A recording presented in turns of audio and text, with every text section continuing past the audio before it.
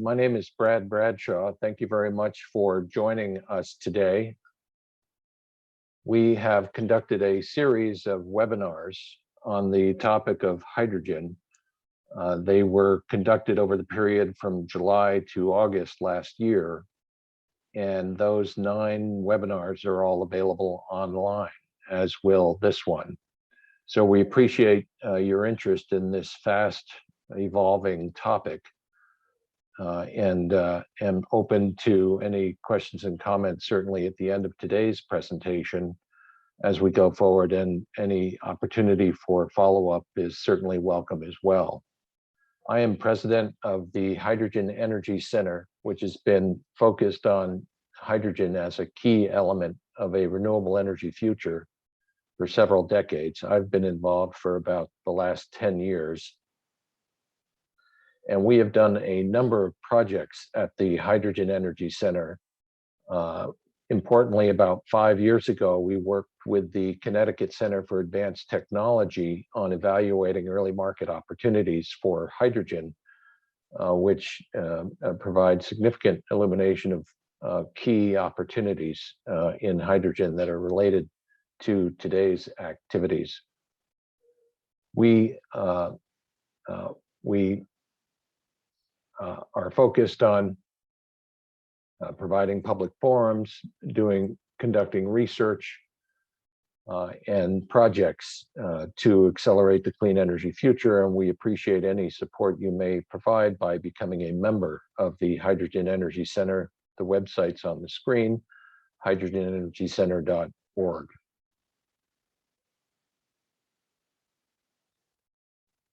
I am focused on Valerity, which is a management consulting company. And in the last 12 months, we've done a wide range of hydrogen-related projects.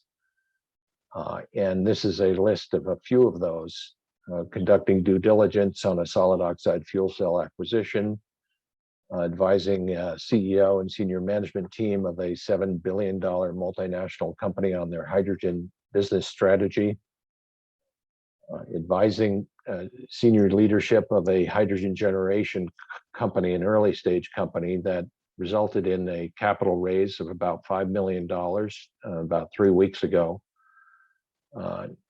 Very exciting technology that converts waste aluminum into pure hydrogen. And I've done some work with other consulting companies as well. I do want to do a shout out to a fabulous team at Guidehouse, who I worked with on a market entry strategy for clean ammonia using green hydrogen. And I also worked recently with one of the largest wastewater treatment plants in the United States on a decarbonization plan that integrated green hydrogen with various waste streams at the wastewater treatment plant to produce methane and methanol as part of a carbon mitigation strategy.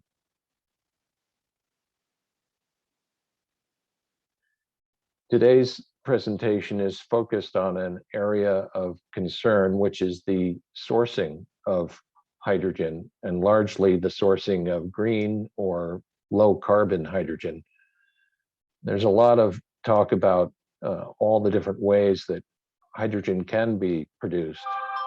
And it's very important to understand that there are very significant business implications associated with the choices of hydrogen sources and the various configurations and the importance of those choices on the cost of hydrogen.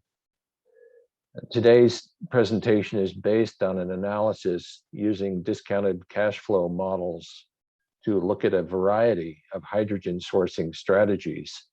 And these models, the purpose is to create a comparative assessment of change in terms of what the implications are of those changes, and is considered a starting point for further analysis. What is really important is there are a lot of studies that analyze the cost of hydrogen. And what we found out in practice is that each circumstance is extremely unique.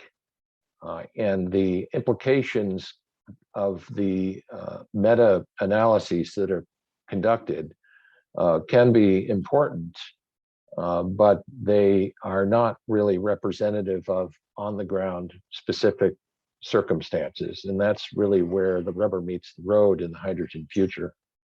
It also is important to note that significant cost reductions are occurring in various technologies associated with hydrogen.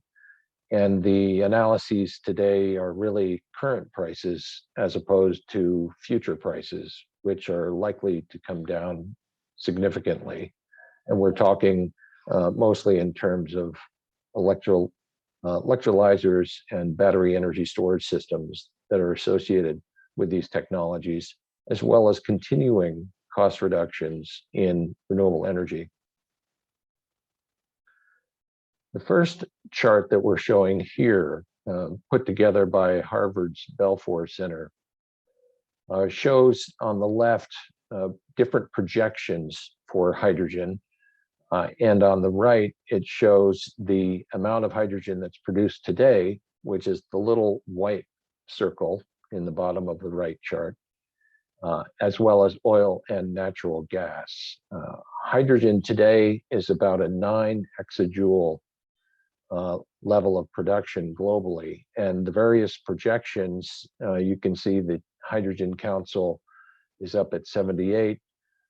These projections are fairly significant. We're seeing fundamentally a 10-fold increase in the projected production of hydrogen by 2050. So it's a very significant compound annual growth rate in terms of a market. And so this can speak to the level of interest is so high in looking at the various pathways to participate in the emerging growth of this industry.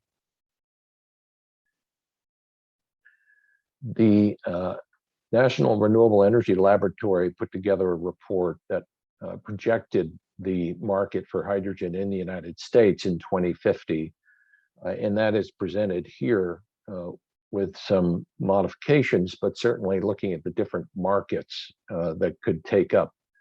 And we're really seeing a very broad-based set. First of all, the annual demand in millions of tons on the bottom, about 10 million tons is the current market, largely produced by steam methane reformation.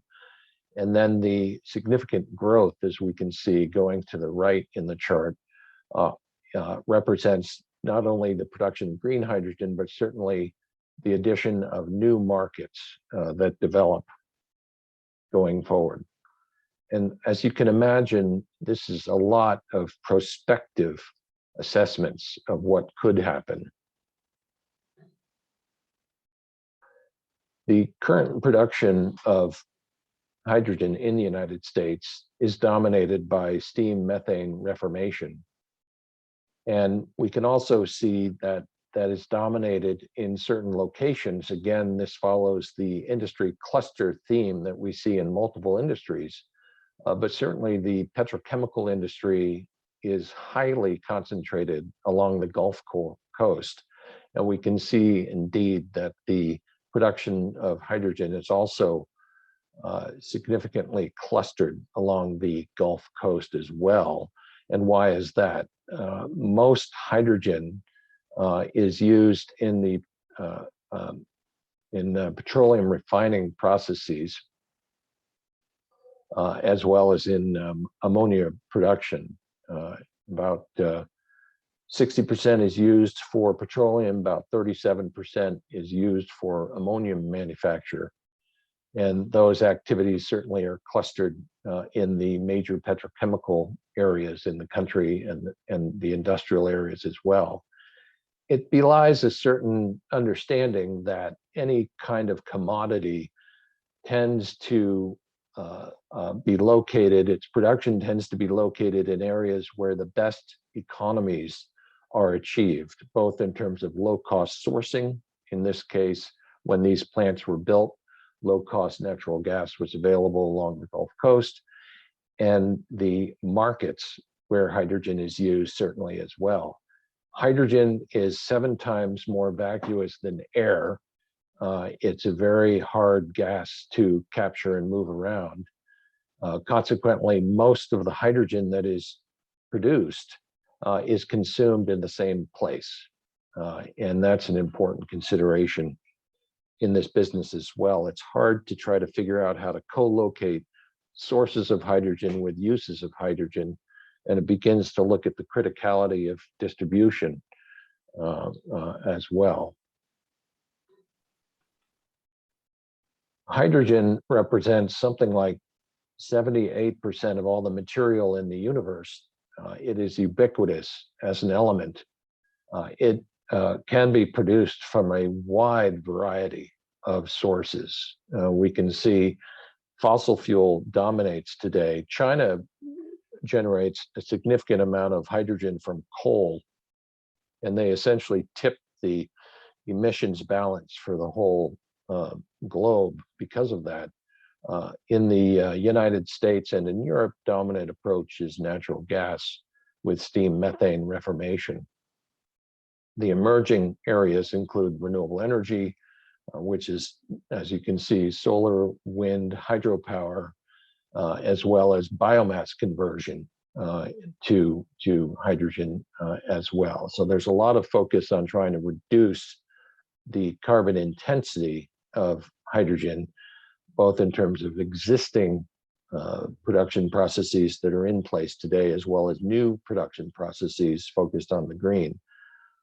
So we have a part of this presentation is on blue hydrogen, and another part of this presentation is on green hydrogen as well.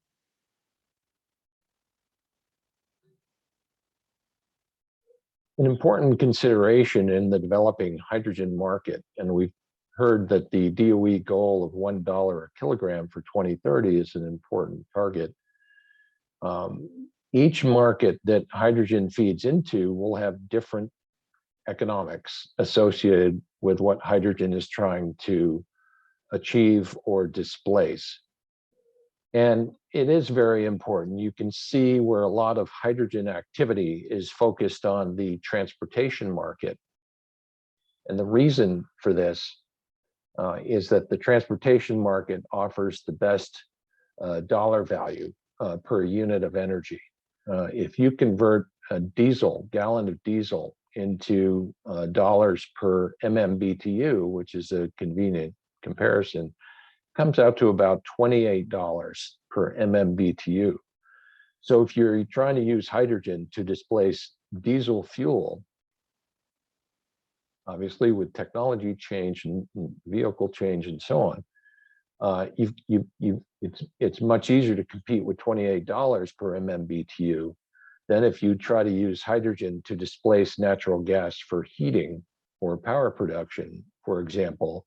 That might be as low as $5 per MMBTU for natural gas. So it's a very wide range, and that's what this chart shows. The vertical on the chart is the price of hydrogen, and it has to do with the price that these markets are willing to pay for hydrogen for displacing existing approaches. So you can see that the most compelling market is transportation, followed by sustainable aviation fuels, SAF. Ammonia is in the mix. So some of the important early markets will be the feedstock markets, where there really is no choice. You really need hydrogen to manufacture ammonia. You can't do a source switch there. And synthetic fuels for transportation as well. And that's followed in the light blue by the hard to abate markets, steel manufacturing, et cetera. Get down to markets such as energy storage, or you get into power production or natural gas displacement. Those are very tough markets from a price point perspective. And the reason we're looking at this is the sourcing and distribution strategy is going to be uniquely tied to the end use application, which is being targeted, and a very important part of the consideration. So today we're just talking about one part of the hydrogen value chain, and that's the sourcing side. There are numerous studies, reports, meta-studies on the price of hydrogen, the cost of hydrogen. This is a chart that shows the results of IEA's work in this area. And I think it's important work, but it has to come with a very heavy caveat because there are fairly wide bands of variability as well as assumptions that are baked into these numbers. It's important to understand what those assumptions are. For example, right in the middle of the chart, we can see that the SMR is about $2.10 in terms of a midpoint, and SMR with carbon capture and sequestration is $2.20 in terms of a midpoint.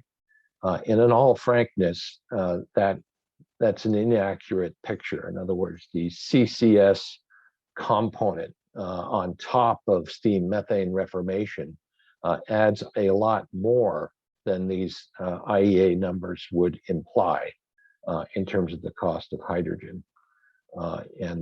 So I think that's why any analyses that are done on a broad brush basis need to be understood in terms of the assumptions and the specifics upon which they're built.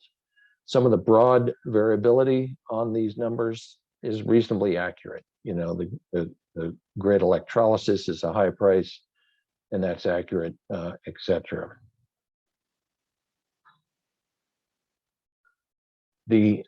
Today's analysis is really to understand the sensitivity to price of various assumptions and configurations in some of the sourcing strategies, and to try to understand if you're going to put out a sourcing strategy, what you have to be focused on.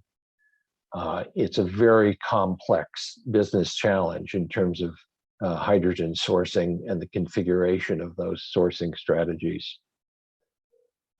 As mentioned, most hydrogen produced today is in very large plants located near low-cost source of natural gas and co-located with the end-use application, and certainly along the Gulf Coast. Well, in the United States, there's about 1,600 miles of hydrogen pipeline. We are likely to see significant growth in pipelines for hydrogen because it's a very economic way to move hydrogen, the most economic way, if you can't co-locate source and use for its production. Europe is expecting to build out 25,000 kilometers of hydrogen pipeline, mostly conversion of existing natural gas pipelines, but the construction of certain spurs that are important to reach certain industrial areas for which they want to bring hydrogen as well. We're also going to talk in this presentation about other pipelines, basically CO2 pipelines, and that's another very significant consideration on the blue hydrogen side of the coin, which is a very challenging part of the developing blue hydrogen market. And we can see why, for example, the Gulf Coast is going to be a major blue hydrogen zone. Why? Because there's a lot of existing SMR production, and there's a lot of density for shared infrastructure of pipeline development. And there also is a reasonable distance to depleted oil wells, certainly in the offshore zone of the Gulf. And so that's where we're going to see a lot of blue hydrogen development. Why? Because the economies are advantageous for the blue hydrogen development. They're very challenging in the Northeast, for example, to develop any kind of blue hydrogen solution, unless you're closer perhaps to Pennsylvania and Ohio, where you might find some depleted wells.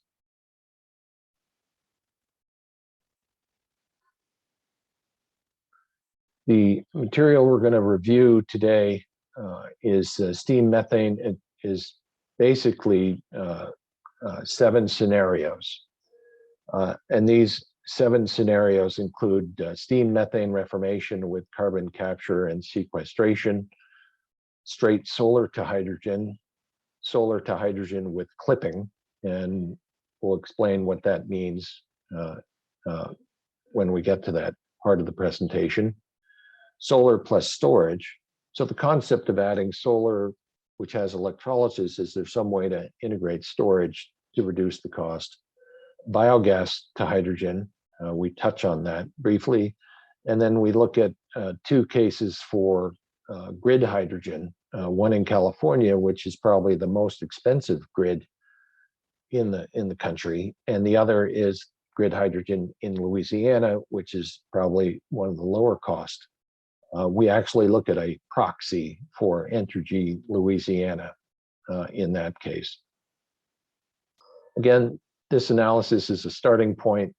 The models use discounted cash flows to calculate the price of hydrogen, and the price of hydrogen is basically the dial. We dial the price of hydrogen up and down until the model returns a net present value of 0. And that includes a discount rate that provides enough money to cover operating costs, return on capital, and a profit. And I do want to point out that these are the discounted cash flow models are 10-year models, and it's likely that the models should be extended to 20 years.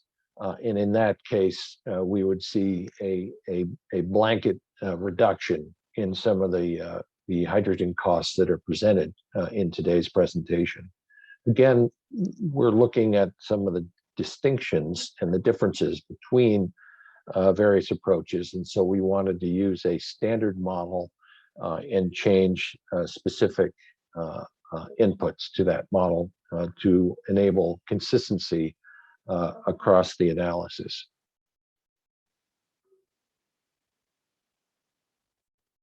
So the first one that we looked at is steam methane reforming with carbon capture and sequestration. And I must say this is certainly the most complex analysis, because in the mass and energy balance model, it's a fairly complex set of relationships between the various systems that are used in steam methane reformation. And in addition to that, we added the pipeline and sequestration costs.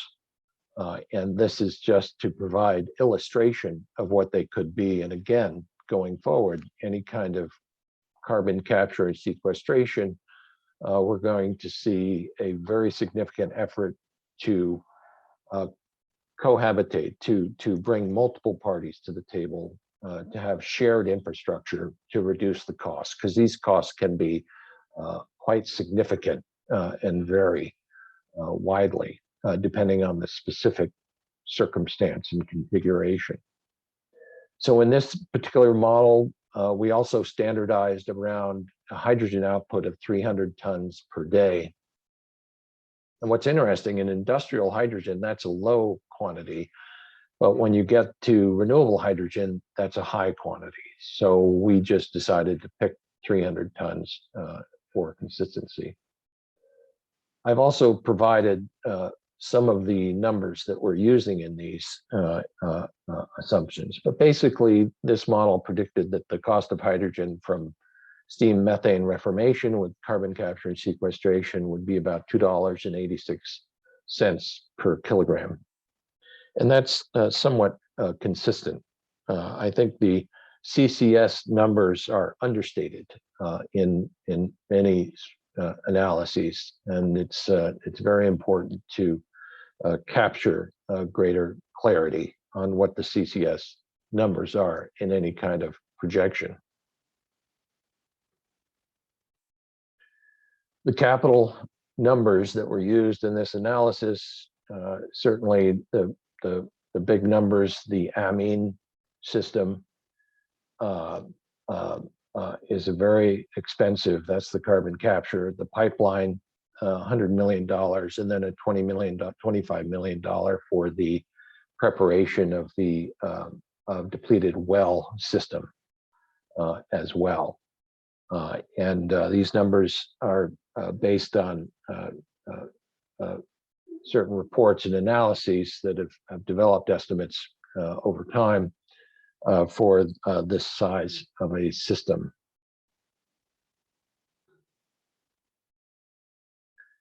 So the important to consider is that the pipeline and sequestration capital and operating costs for this system are significant, and shared CO2 infrastructure is critical to have success with these projects.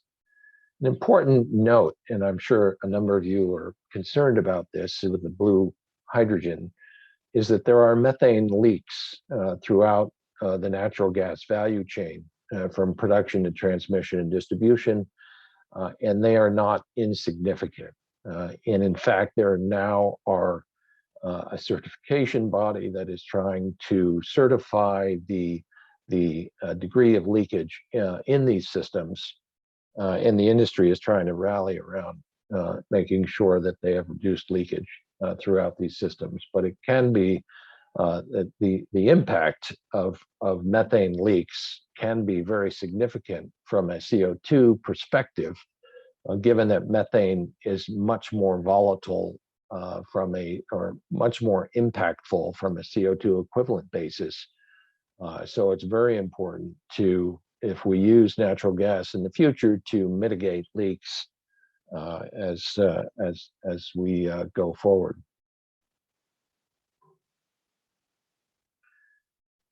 We then looked at a solar to hydrogen model, and this model, just to be clear from a starting perspective,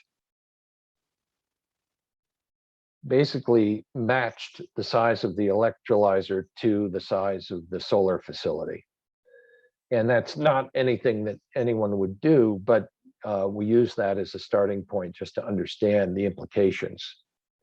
If you want to capture 100% of the solar output and match it to an electrolyzer, that's what you would do. And you'd have this particular site we picked, Blythe, California, has very high insolation value, very good solar.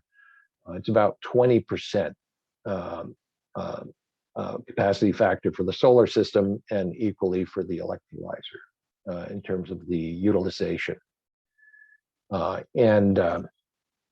Again, there's another element of using electrolyzers that's important here, is that each kilogram of hydrogen requires perhaps 2.6 gallons of water in terms of the feedstock perspective. And so you can see that there is a requirement for water associated with these large systems that needs to be brought into the conversation. And in this particular system, we can see we're spending $1.8 billion on the solar and $2.5 billion on the electrolyzer. And the resultant cost of hydrogen from this approach is $5.42 per kilogram. So what would you do starting from that basis? Is another approach is to take the same solar system, roughly the same, but reduce the electrolyzer size and allow solar clipping, as it were. In the earlier days of solar, the panels were very expensive. And so every electron was very dear. You know, you really wanted to use every single electron that's out there. As the panels have become significantly less expensive, there are strategies that people are deploying, which is to get fuller utilization of the system across the day by clipping the peak. And in this is a similar kind of calculation. We basically reduced the electrolyzer size and allowed the clipped electrons not to be monetized in this model. Now, you would actually sell those clipped electrons into the grid market. But in this particular analysis, we just changed one variable, which is the size of the electrolyzer to see what the effect is. So consequently, we improved the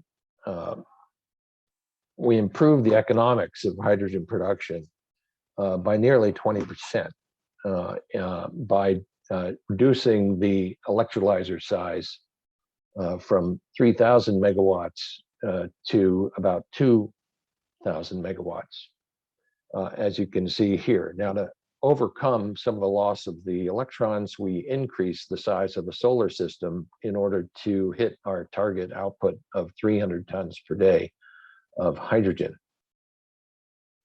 So we can see that the solar output in the middle of this chart, 5.9 million megawatt hours, is higher than the 5.4 million megawatt hours consumed by the electrolyzer. So you can see that 500,000 megawatt hours a year are the lost electrons.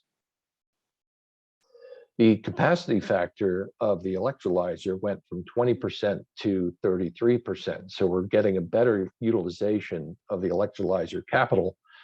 And you can see that the electrolyzer in the prior example was much more expensive than the solar panels. And so again, if there's some sort of trade-off that we can use, we improve the capital utilization factor significantly. And indeed, that's the case. We basically have reduced the price by 20% by reducing the size of the electrolyzer and increasing the size of solar and getting a better capacity factor of the electrolyzer. So we're at about $4.50 a kilogram with that change. So when I talk about what you can change and what the implications are for that change, this is a classic example of modulating between system dimensions to reduce the price. We then took a look at solar plus storage. Is there any way to further reduce the size of the electrolyzer and to capture some of those stranded electrons using storage and to extend the hours of operation of the electrolyzer to further improve the utilization? And as we discovered, there was no benefit to integrate storage in this particular run. And again, we did work on trying to optimize the various factors. And I think that we will see storage used because of some other considerations on these systems from a production perspective. But in this particular case, there was no overall effect on the impact of hydrogen cost, and we'll show the results. So again, our target was 300 tons per day. This particular model came out at 291 tons per day of hydrogen. A pretty good size solar system. We did reduce the electrolyzer from 2,000 megawatts to 1,500 megawatts, and we added a 4-hour duration battery, 500 megawatt, 2,000 megawatt hour battery. And in this particular case, we came out with a price of hydrogen at the same number as the previous run, previous configuration, $4.50 per kilogram. So there was no net benefit. It's close, but no net benefit in this case. And I heard recently that the NEOM project in Saudi Arabia may have originally considered having battery energy storage, and I did see mention that they have dispensed with the battery energy storage, and it might be because they ran similar analyses. They have an advantage at NEOM of having solar plus wind, and again, why do you do solar plus wind? Because you can further improve the capacity factor of the system. Indeed, in this particular case, we can see the electrolyzer capacity factor is at 42%. So we've gone from 20% to 33%. Now we're at 42% electrolyzer capacity factor utilization.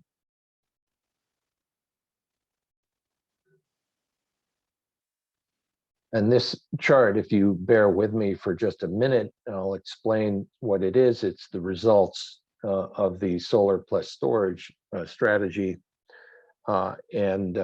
Basically, the vertical is the electricity flows in each hour of an average day in kilowatt hours for this system. And we can see on the horizontal axis the hours of the day from 1 to 24. And the blue line, which has the high peak and then comes down, is the solar irradiance. That's the solar kilowatt hours produced per hour in kilowatt hours. The orange, the next line in the progression, the orange line, which is more like a mesa, has a flat top, is the electrolyzer electricity utilization. And we can see we tap that out at 1,500 megawatt hours per hour in terms of the capacity or size of the electrolyzer. And then the final two lines along the bottom, one is gray and the other is sort of that tan yellow color, is the battery charging number, which is the gray, and the battery discharging number, which is the yellowish line. So we can see what we've done is we've shifted the peak of the solar to the shoulder in the latter part of the day. And it was kind of a simple model to execute because we don't care when the electrolyzer runs. We just said, well, why don't we completely discharge the battery at the end of every day and completely charge the battery at the beginning of every day. And certainly made the modeling easier, but the electrolyzer doesn't care because we're not valuing the energy for any particular time of the day.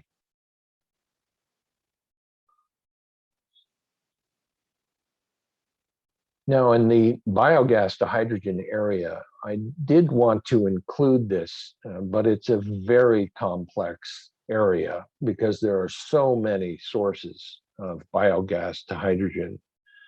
We're really seeing that the dominant ones in the early activity is really landfill gas. And landfill gas has the advantage that it, because of the microbes, it actually produces methane. It produces CO2 and it produces a series of other unwanted actors, as it were, in the chemical profile, in the characterization. It's important to understand that landfill gases vary over time for an existing landfill, and they also vary significantly between different landfills. So any kind of cleanup activity is going to require a location-specific characterization of the gases, and then a appropriate design therein. Certainly agricultural waste is very big. California has laws to reduce agricultural waste because of the effect on the environment, and digesters were used as a solution there. Initial digesters, you can flare the gas, you can run an internal combustion engine and produce electricity, which has been taking place in the last 20 years, or you can clean up the gas, basically remove the CO2 and clean out the rest of it and dry it down so you can inject it in a natural gas pipeline with renewable natural gas. So there are also, I've done some work in the wood waste pyrolysis area as well. The economics are not as great as they could be. That'll improve over time. So to simplify the modeling in this particular case, we just decided to use a standard SMR system and then use different numbers for the methane inputs and basically used a PPA equivalent on a dollar value for methane, renewable natural gas, from any of these outputs. Again, individual systems and configurations will have a wide range of input assumptions and output costs. I do want to point out the American Gas Foundation did a study on RNG projects, and they found that half the projects out there ranged in cost from $7 to $20 per MMBTU, and their average was $18 per MMBTU, and the other half of the projects were above $20 per MMBTU. So again, it's not great pricing, it's high pricing, and there's a wide range of pricing in the RNG field. And so in this particular analysis that we did, we decided to pick a renewable natural gas price of $15 per MMBTU. And again, that's a variable, and that's what we use to model it on a standard SMR system. And again, 300 tons per day in terms of hydrogen output. And at that $15 per MMBTU on the input, we came out with a hydrogen price of $4.58 per kilogram. Now you can imagine that, if we drop that MMBTU price to $12 or to $10 or to $9, we're going to do much better in this particular case. We'd be in the $3 plus range, basically, and $3.50, let's say, for $9 an MMBTU. So there's a high degree of variability or sensitivity to the input price. With natural gas, obviously current prices are high and a little extraordinary, but if natural gas is $5 an MMBTU, you can see how difficult it is for renewable natural gas to compete, or for biogas to compete in this particular case. We also wanted to take a look at grid hydrogen, and this is grid hydrogen, just to let you know, is problematic. What we mean by grid hydrogen is pulling electricity off the grid, running electrolyzers, and turning it into hydrogen. And we decided to model two areas. One was the LADWP, Large Commercial Electric Rate, and the other was a proxy for Entergy Louisiana. Rate modeling is a very specific science, mostly because the complexity of each utility's tariff approach to tariffs in terms of structure, the way it's communicated, the accessibility of the information. And so what we did is I think LADWP California has to be the highest T&D charges in the country. I'm sure Con Ed and parts of the Northeast are equally challenging. And then the proxy for Entergy Louisiana being some of the lower cost parts of the country. So in this particular case, the T&D charges came out to be about $260 million for LADWP. The energy cost about $400 million. And so you can see the high percentage of it's about T&D charges of a high percentage of the total cost of these systems. And the effective electricity rate for LADWP in a commercial is about 12 cents, whereas in Entergy Louisiana, it's closer to 7.5 cents. And you can see the price for hydrogen, $6.90 off the grid in LA, and $4.65 a kilogram in Louisiana. Now, the implication for this is you may have heard that LA is considering putting in some kind of bid for the Hydrogen Hub program. And they are looking at piping in hydrogen to the LA basin from sources of hydrogen, presumably in the high renewable energy areas in the towards Nevada. And you can see exactly why. Any kind of strategy that uses distributed electrolysis and grid power for hydrogen production is just not competitive, and it's kind of a non-starter as we go forward.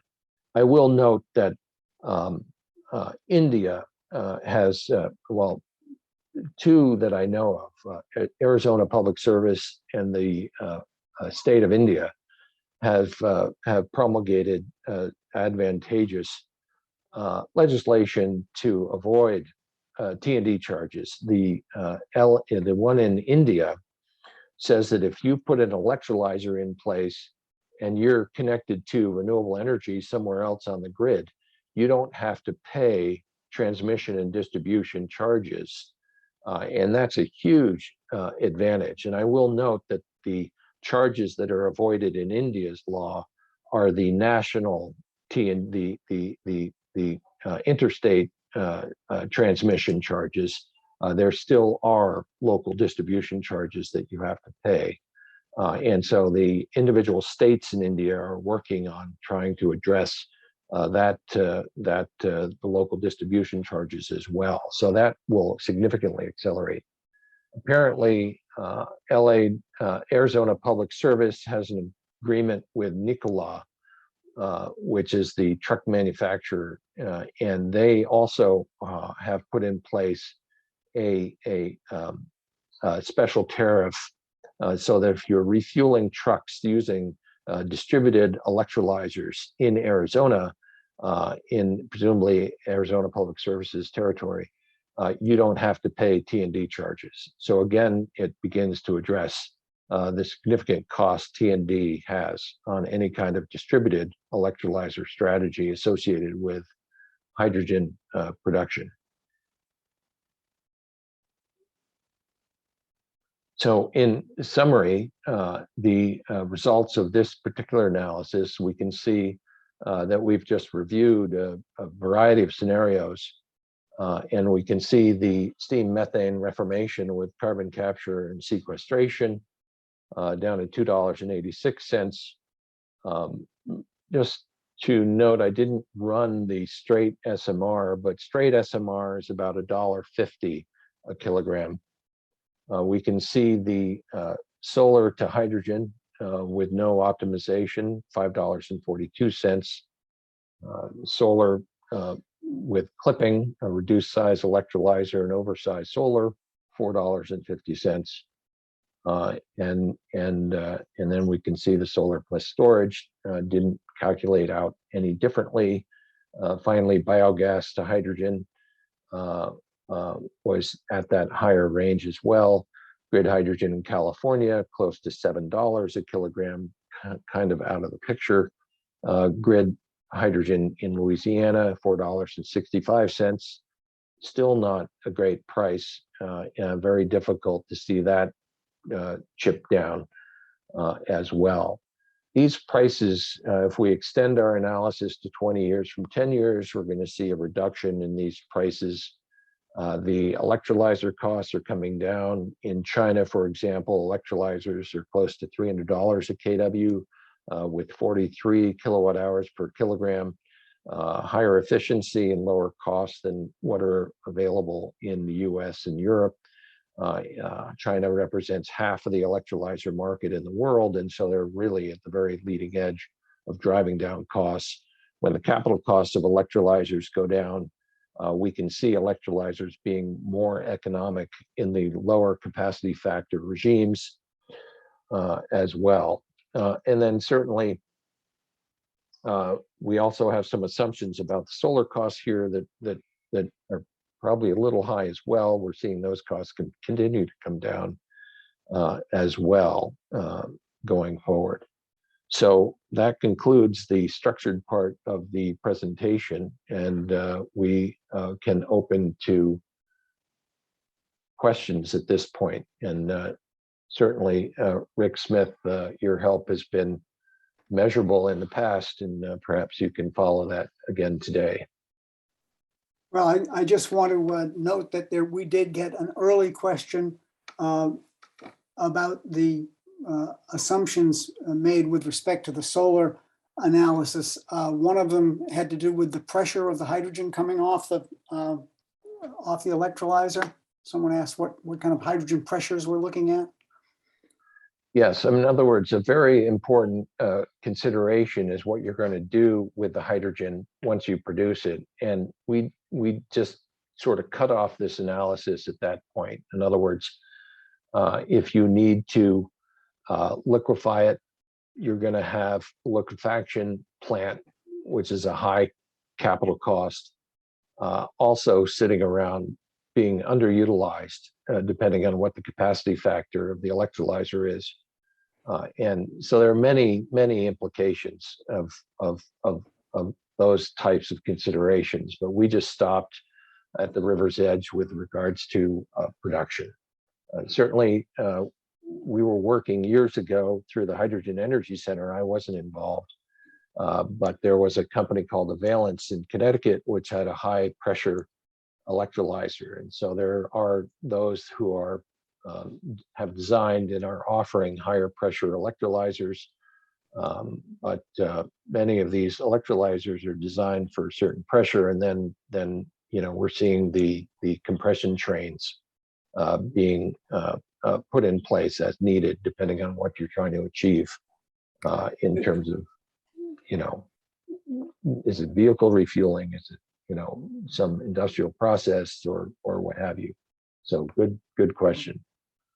Again, in the solar analysis, someone asked, you used the phrase on one of the slides, threshold hydrogen price, and the question is, what does threshold mean? And the questioner suggests, is that a target price? What was that? What does the phrase mean?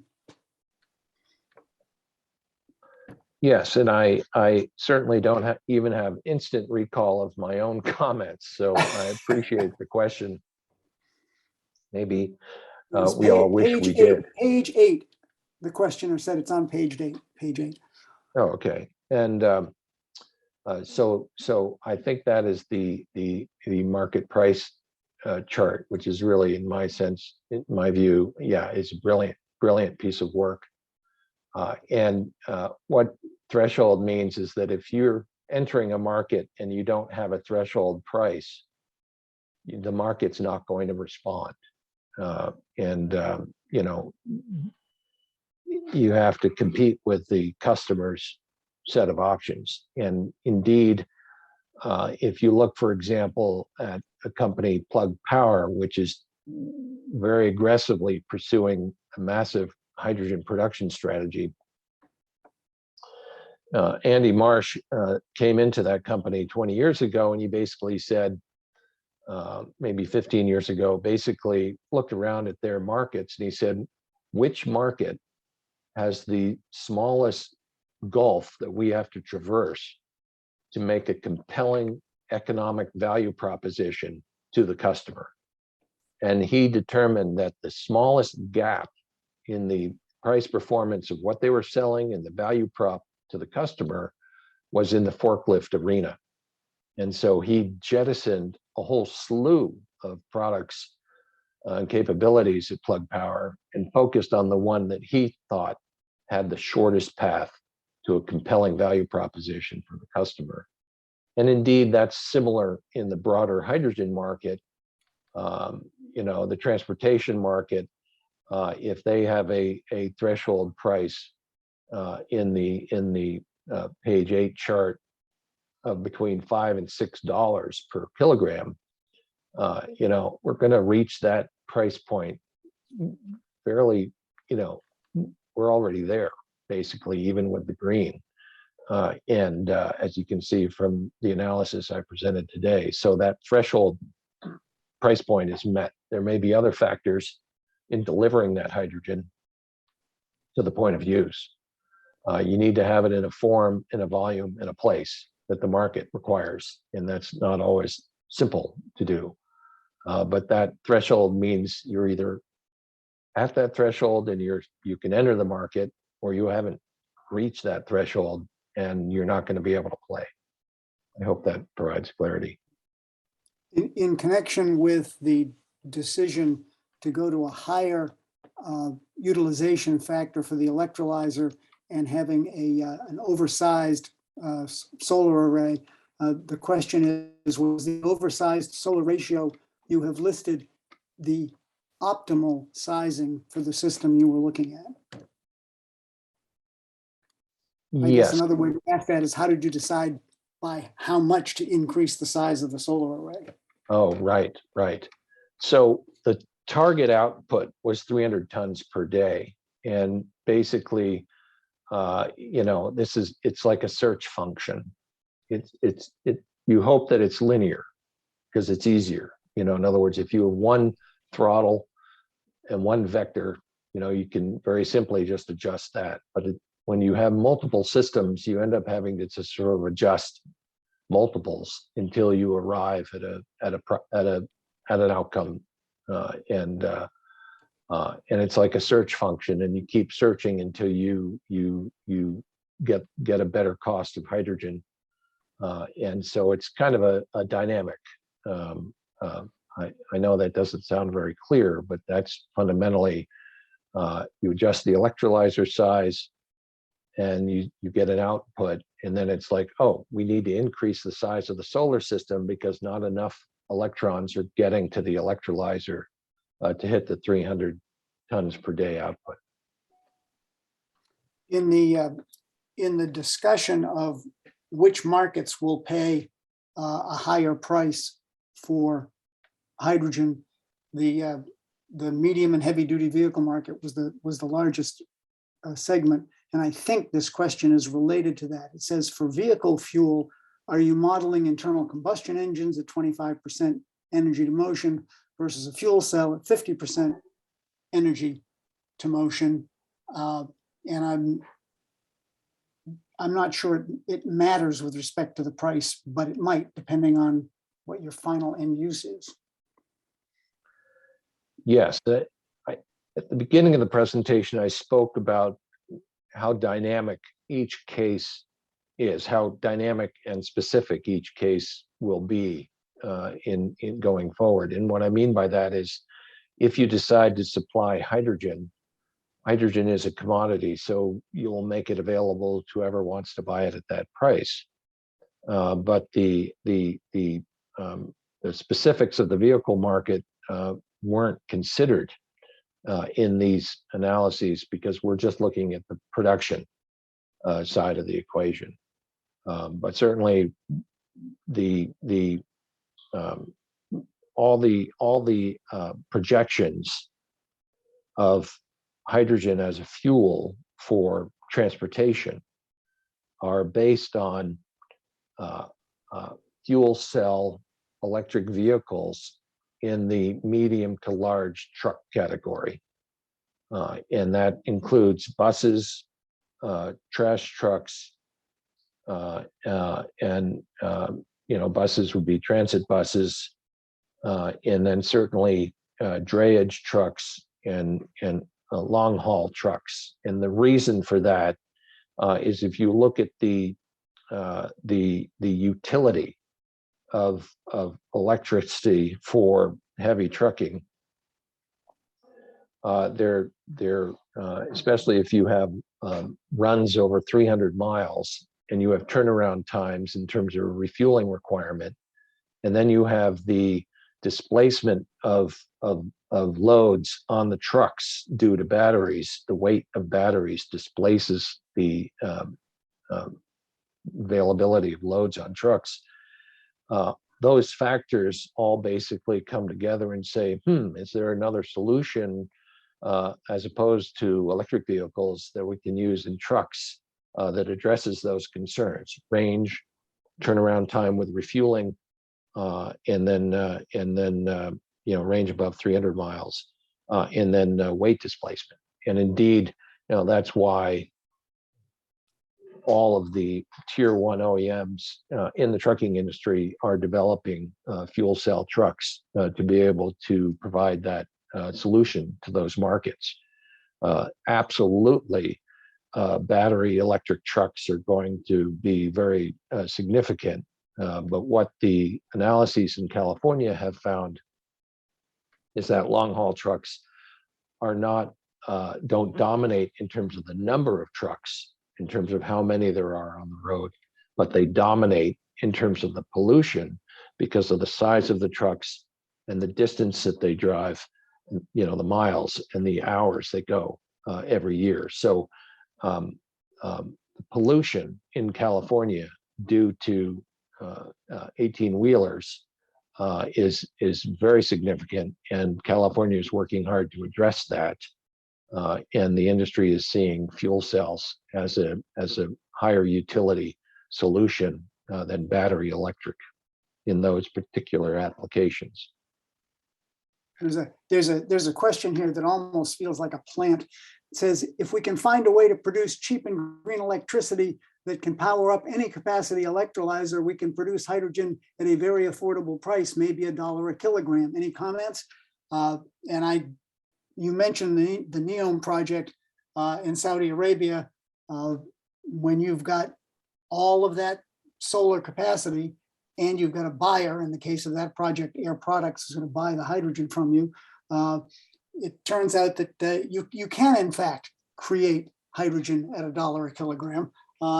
It helps to have wind in the mix as well. Brad, you may be on top of the latest figures there, but I know that they're very close to $1 a kilogram hydrogen in Saudi Arabia. Yeah, and it's a very good point, because these are massive hydrogen hubs. I mean, they're spending upwards of $5 billion per installation. And you have areas with very high solar insolation, which is, obviously Saudi Arabia, lots of sunshine. And then if you can combine wind and solar as well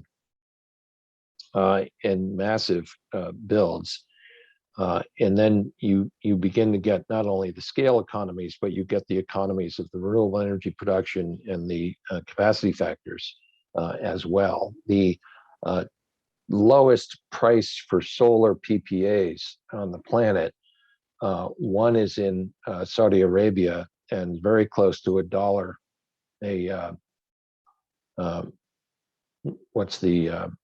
penny a kilogram. A penny a kilowatt hour, excuse me. Kilowatt. Yeah. Only it's penny a kilowatt. I thought it was half a cent a kilowatt, but that's yeah, no, it's 1 cent per kilowatt hour. The same in India, but India is also a special case, and they're about $1.20, 1.25 cents per kilowatt hour PPA in India. There might be escalation factors and other considerations, but the easy math for an electrolyzer is an electrolyzer uses about 50 kilowatt hours per kilogram in terms of producing hydrogen. And so basically that 1 penny is a very compelling price for hydrogen. And so then if you start with 1 cent, you're down at 50 cents a kilogram, and you load up all the capacity, all the capital factors and everything. So you're at about $1 a kilogram for hydrogen in that particular case. That is very unique. Only been 2 PPAs on the planet that are, at about $1.20, at about a 1.2 cents per kilowatt hour. And that's hard to achieve those numbers everywhere, but that's where the industry is going. And that's why, if you look at some of the strategies, the feeling is that the economics, this is geopolitical economics of energy. If you look at the economics of hydrogen in places like, Brazil and Saudi Arabia and Australia, put in a huge hydrogen hub, the feeling of those developers, the understanding of those developers is that they will be able to move that hydrogen to the markets where they're needed and still be more competitive than locally sourced hydrogen. And this is very important. I mean, Japan, for example, places, they import 97% of their energy. And so, they really need to source hydrogen if they're going to have hydrogen in their energy mix. And they're going to source it from around the world. They're already sourcing hydrogen from Brunei and from Australia. And they're probably going to source it from the United States as well. But they too are going to look at massive projects, convert it to ammonia likely, or liquid hydrogen, and then receive that in their local ports. So we are going to see the development of a global market for hydrogen. It's underway already. I think, was it Fortescue did an agreement with Germany last week for 50 million tons a year of hydrogen. It wasn't going to be produced in Germany. It would be shipped from Australia, likely, in terms of where it comes from. So very aggressive players are underway.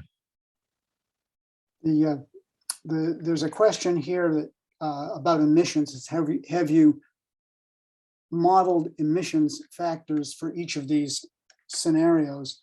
Of course, the most difficult there is steam reformation with carbon sequestration.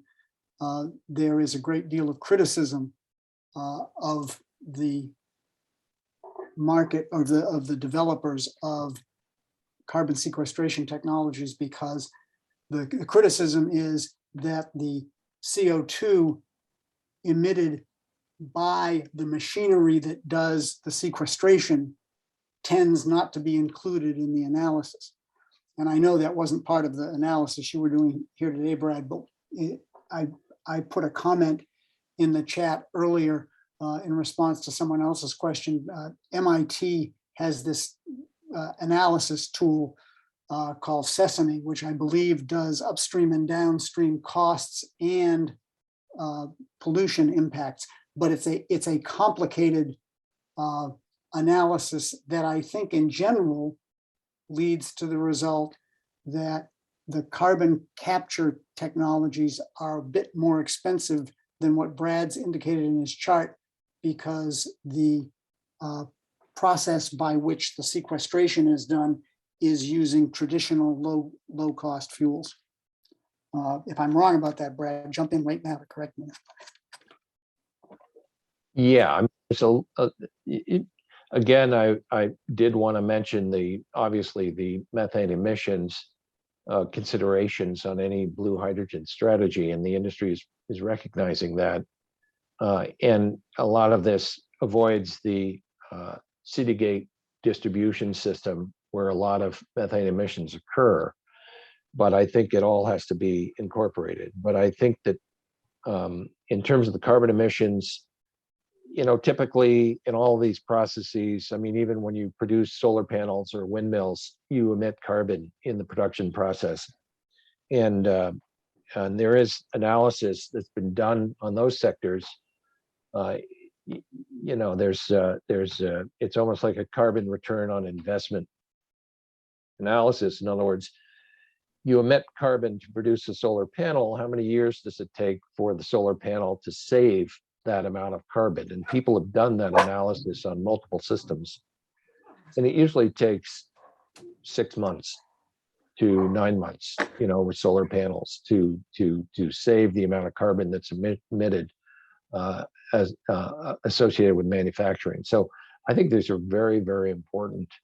The volume, the issue with the carbon sequestration is that the volume of expectation far and away that if you sequester carbon in a depleted well, the volume is millions of tons, and so it really subsumes. I mean, it gets over the equipment emissions very, very quickly. But I think that scope 1, 2, and 3 has to be done. On all of these.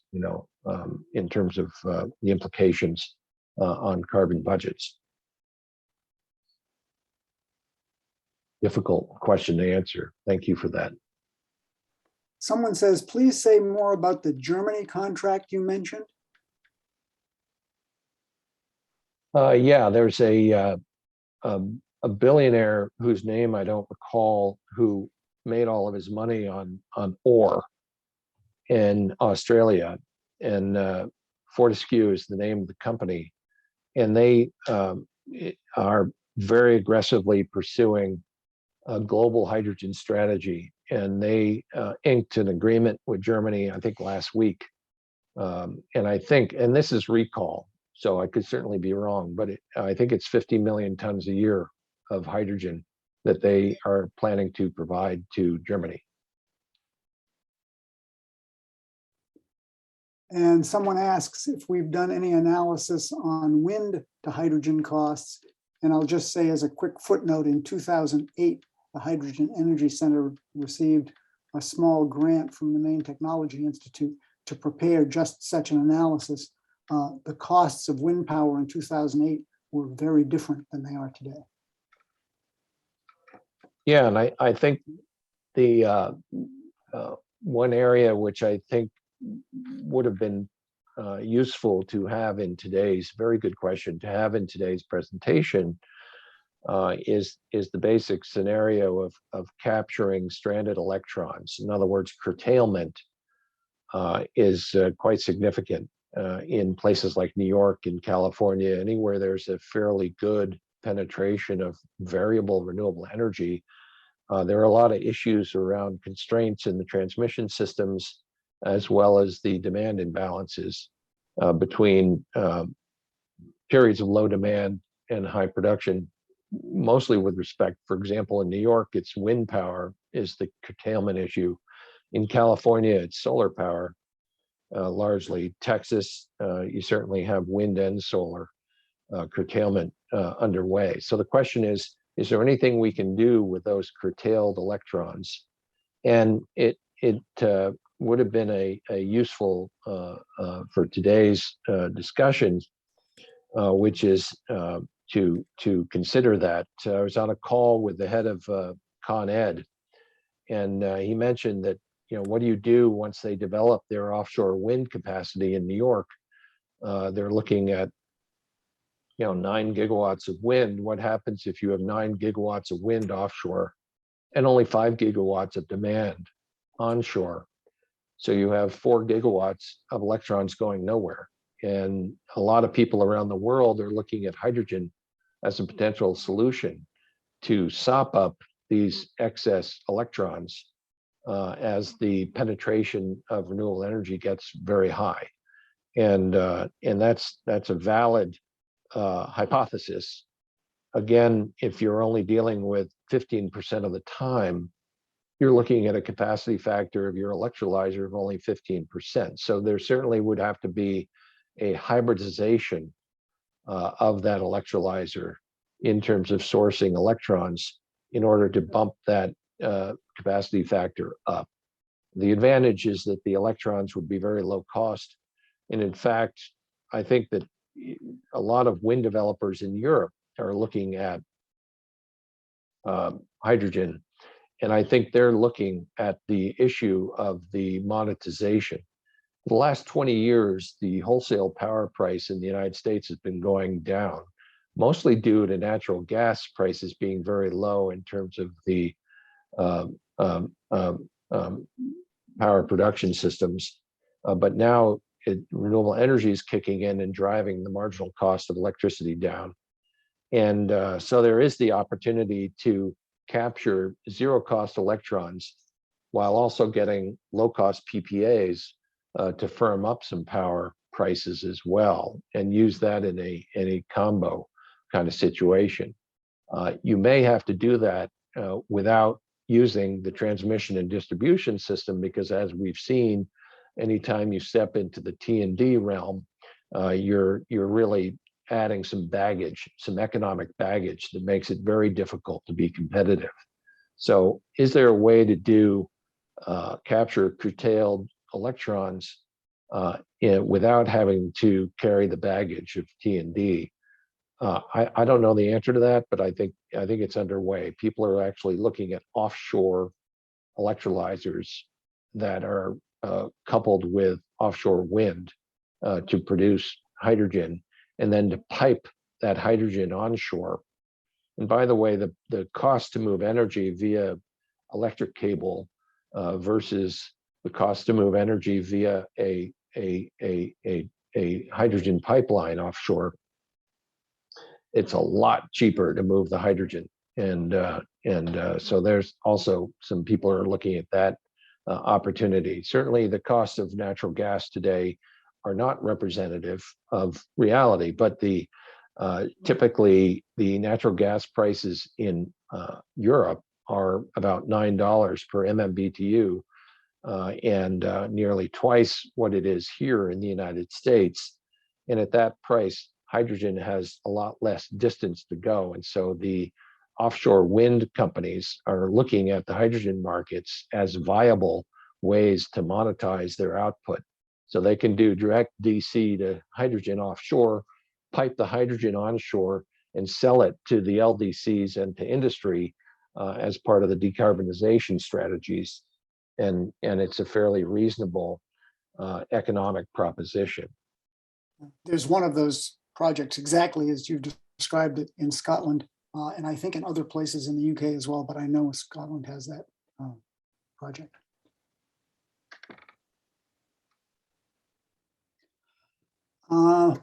We are way over our time, Brad. But I don't think, but people aren't dropping off, so this is good. Okay. They're fabulous questions, Rick. There was a project that one of the questions reminded me of a project I wanted to mention, even though it's not directly on point, on the biomass in the biomass market. Our friends at Bloom Energy, who make solid oxide fuel cells, have teamed up with farmers in California, and they're using everything from cow manure waste to other kinds of farm waste, and they're running the gas that they make, which is about 65% methane. They're running it through a solid oxide fuel cell to create electricity to use to charge electric vehicles. It's kind of a clever idea. Anyway, thought I'd mention that. Yep. And people are pursuing local hydrogen fuel cells to complement the electricity demands on refueling for electric as a way, because that is, electric charging is certainly going to drive demand costs up for the individual station operators. And so hydrogen is a way to clip the peak in terms of reducing their own T&D charges for electricity, and also mitigate the demands on the local infrastructure in terms of overbuilding to meet electricity demand from electric vehicle charging. Are there any other questions? I mean, this has been very good discussion, Rick. I think that's it for the ones I see in the chat. People can always unmute and ask away. That's dangerous with such a large group, but we can. But I think that's it for today. Someone asked if the presentation and the slides were going to be available. I said they would be available on the website in a week or so, and I did put the website address in the chat. Exactly. Okay, I think if there's anything else, we are available to address any other questions or follow-up. And we appreciate your joining in on today's webinar. And it's a very exciting new world in terms of the hydrogen here as well. Somebody did ask, what are your thoughts on the LCFS credits? What's very interesting is that the incentives, as anyone knows, incentives drive behavior. And so a lot of people are configuring systems to supply fuel for the California low carbon fuel standard, places a high value, and that's very important. One thing we don't understand is that the production of hydrogen is not incentivized as part of either the, as part of, for example, the EPA RIN program, and that there's no pathway for green hydrogen yet, and that's an oversight. I think there are 5 applications for pathways before the EPA, and they haven't finalized any yet. So I think some people are expecting incentives to emerge from the EPA for low carbon hydrogen, and of course there are other incentives as well. The analyses that we provided today included the investment tax credit for solar, for example, or battery complemented with solar. But we did not include any incentives for green hydrogen or any of the fuel programs, but they are significantly important to make some of these systems cost effective. So, Brad, there is one last question that I wanted to respond to. It says the question is, to cut out CO2 emissions on a large scale, is it possible to convert all thermal power plant running on coal by green hydrogen? Two quick comments. The coal plants themselves can be converted to run on green ammonia, which would be made from green hydrogen, but I don't think you can put green hydrogen directly into the coal-fired plant.